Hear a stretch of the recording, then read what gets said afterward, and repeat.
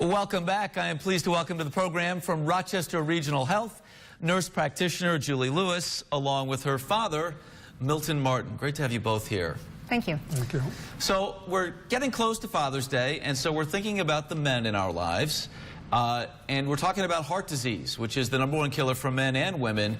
But Julie, as you're well aware through your own, your work, men are often the ones who ignore the signs that they really should be looking for as it relates to their heart and keeping it healthy. Yeah, it is a problem, and a lot of times if symptoms were recognized and addressed early on, we would avoid a lot of heart attacks, a lot of advanced heart disease that sometimes we catch when it's too late. Milton, tell us, what was your experience? What happened to you, and why do you think you failed to recognize those symptoms as they were occurring? Well, because the work schedule that I had, which was in construction, normal hertz were a part of the day.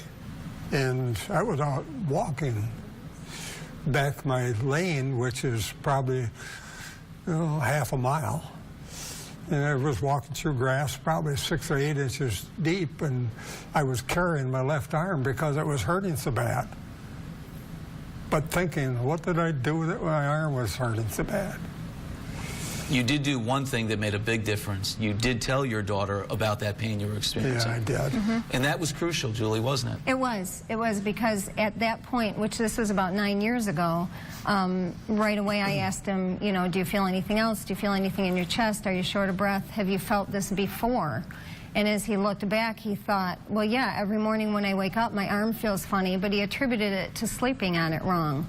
Well, I put it together a little bit, and actually what we did was we called Dr. Gasiak at Rochester General and got him in for an angiogram, and then he ended up with 2 stents because he did have blockages. Let's touch on risk factors. There are hereditary factors, and then there are the factors that we may have a little more control over. There are, and hereditary factors are something we can't do anything about. You get what you get. You're male, you're female, you have maybe a family history of heart disease. There's not much you can do about that. But the risk factors that we can control are diet, exercise, and it starts early. Regular checkups with your physician, and just being in tune to any symptoms you might have that seem odd. The classic symptoms of chest pain, down your left arm, jaw pain, but that's not for everyone. There are people who have, they feel like they have indigestion and treat it with antacids or something like that. Come to find out it's actually their heart that's causing that problem. So it's important, I think more than anything, not to ignore it. And he was able to call me, and I recognized it, but it's important to call your primary physician. You're better off going and finding out that it was nothing to be concerned about than ignoring it and finding out later on that you should have done something about it and you could have maybe prevented something. We'll leave it there. Thank you both for coming in. A happy early Father's Day to you, sir. Well, I'm sure expecting it. You bet.